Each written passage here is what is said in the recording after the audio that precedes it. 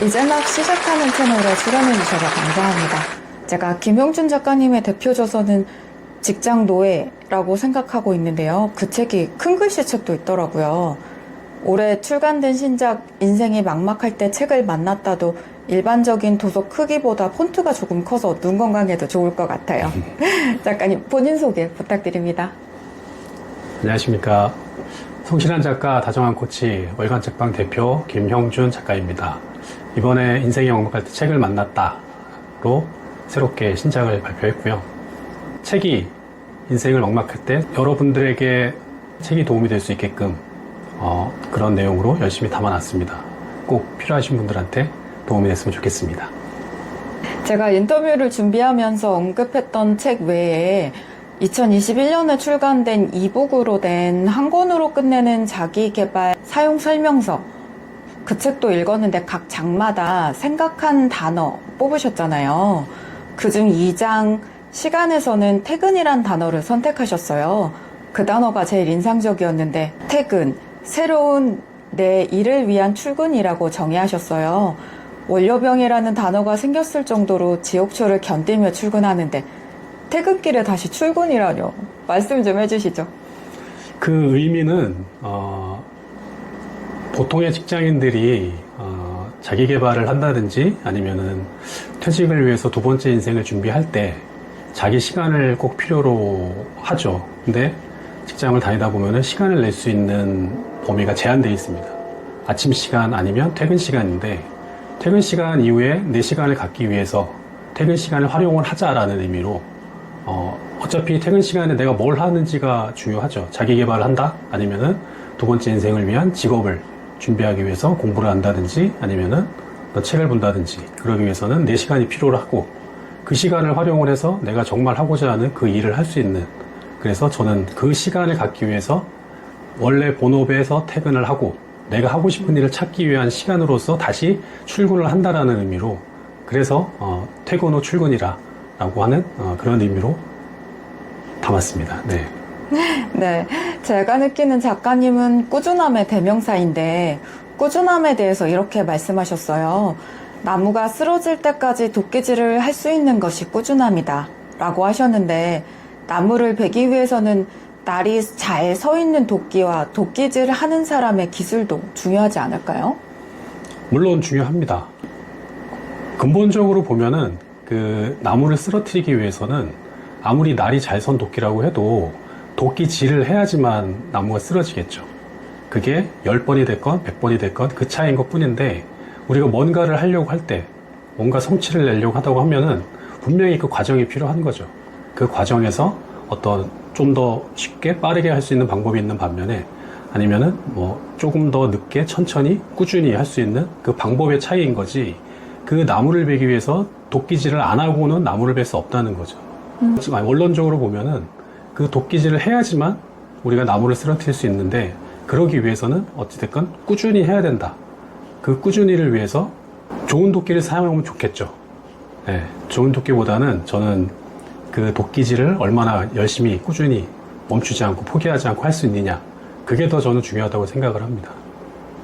보통 사람은 안 변한다, 고쳐 쓰는 게 아니다, 이런 얘기가 정설로 받아들여지고 있는데 저는 사람은 변한다고 생각했는데 작가님도 같은 생각이신 것 같더라고요.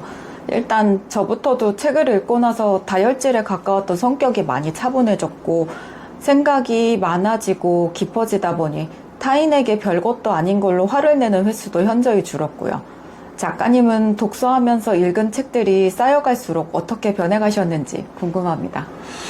제가 글에도 많이 표현을 하고 책에도 여러 상황을 표현을 했는데, 일단은 제 가정에서의 모습, 또 직장에서의 모습, 또 사람을 대할 때의 모습이 각각 책을 읽기 전과 읽고 난 후에 많이 차이가 있거든요.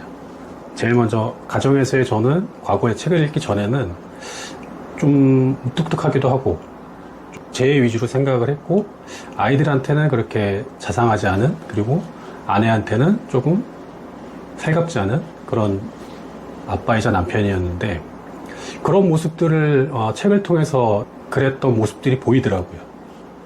그런데 그걸 보고 나니까 내가 잘못 살았구나. 이제까지는 내가 그런 모습으로 살아서 아이들한테, 아내한테 상처를 줬을 수도 있겠구나. 라고 하는 모습이 보이더라고요. 책을 통해서. 그러니까 제가 그런 모습을 보게 되니까 당연히 달라질 수밖에 없더라고요. 더 좋은 게 뭔지 분명히 알게 되니까.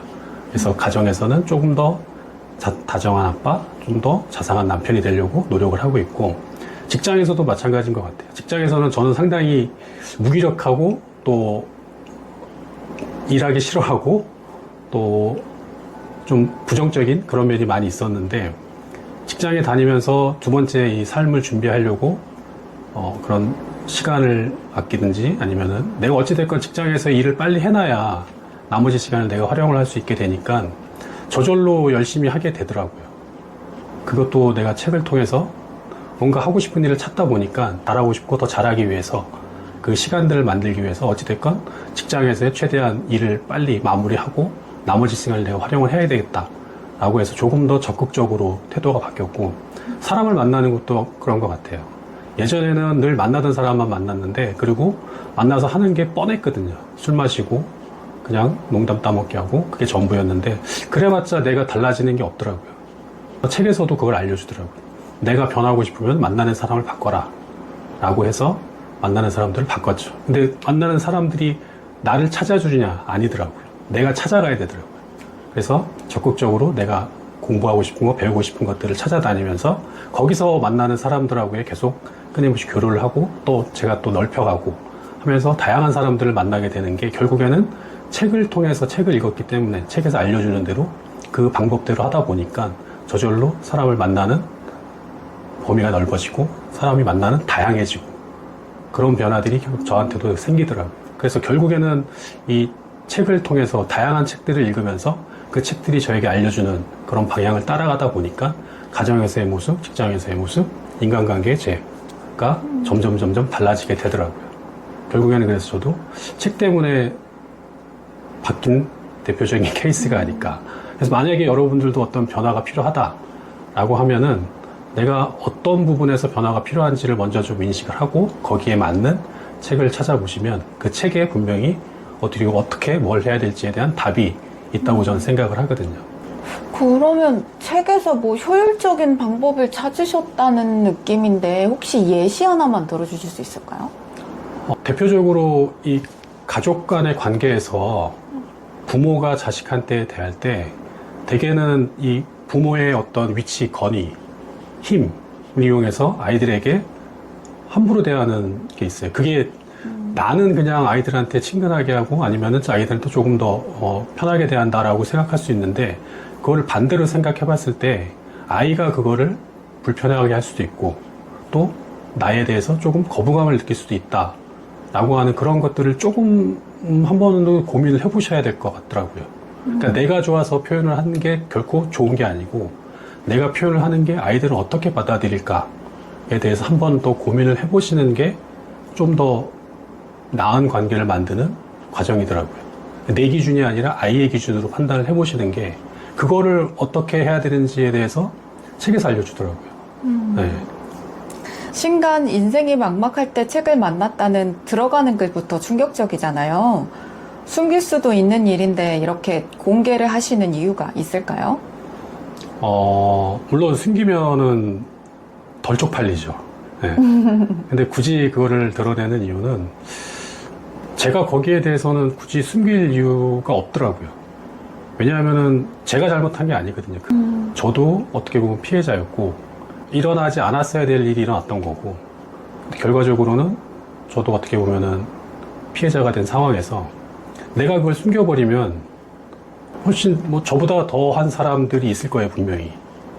그리고 제가 그걸 드러냄으로써 내 상황이 적어도 저보다는 조금 더 낫다, 그래도 저 사람보단 낫구나 라고 하는 거를 조금 느끼셨으면 좋겠다라고 생각을 했던 거고, 저는 계속 글을 쓰면서 저의 어떤 부족한 면이라든지 어떤 좀 이제까지 잘못했던 부분들을 계속 표현을 하는 이유는, 제가 과거의 제가 아니기 때문에 저는 그거에 대해서는 좀 당당해질 필요가 있지 않을까. 똑같은 실수를 반복을 하면은 그거는 부끄러운 일이지만, 과거의 제 실수를 저는 돌아보고 적어도 그 일은 다시 일어나지 않게끔 살자라고 하는 그런 마음이 있기 때문에 당당하게 드러냈을 때 그게 제 글을 읽는 독자분이 그런 공감을 하셨으면 좋겠어요. 그런 부분에 대해서. 본인도 분명히 어떤 과거의 잘못이나 실수가 있는데 네. 거기에 잡혀 있으면은 어떤 변화라든지 성장에 대해서 좀 소극적이 되더라고요.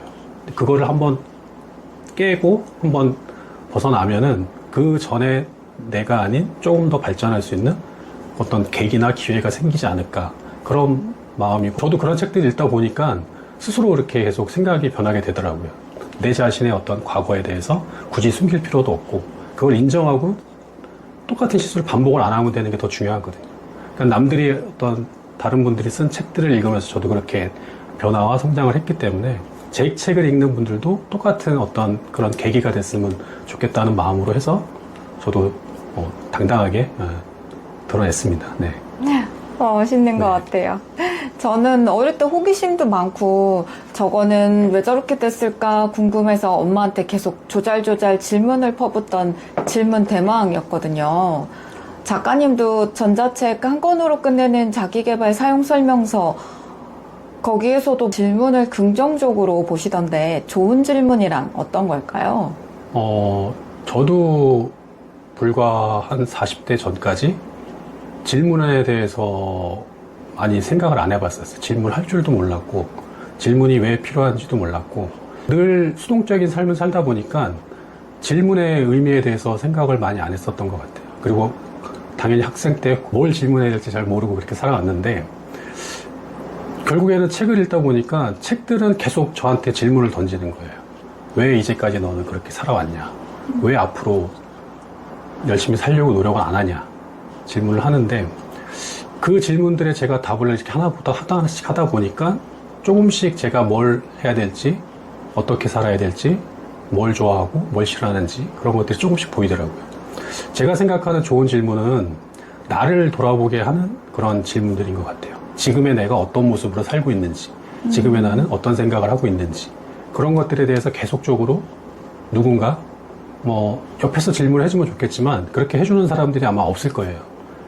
중요한 거는 내가 찾는 책에서 나에게 어떤 질문을 던졌을 때 그 질문에 대해서 내가 어떤 대답을 할 수 있는지 그 대답을 찾고 그 대답에 대해서 내가 그대로 할 수 있는지 그런 과정들이 반복이 되면 어떤 사소한 질문이라도 해도 그 질문들이 결국에는 나에게 어떤 영향을 미치게 되더라고요. 그래서 제가 생각하는 정말 좋은 질문은 나를 돌아보게 하고 나를 움직이게 하고 내가 어떻게 해야 되는지에 대해서 끊임없이 생각하게 만드는 그런 질문들인 것 같더라고요. 맞아요. 네. 작가님이 책 속에서도 질문 속에 답이 있다고 하셨었거든요. 네. 스스로에게 던진 질문에서 원하는 게 무엇인지 답을 찾을 수 있기를 바란다 이런 문구 남겨주셔서 네. 저도 좀 이 부분에 대해서 생각이 좀 많아졌었던 것 같아요. 저는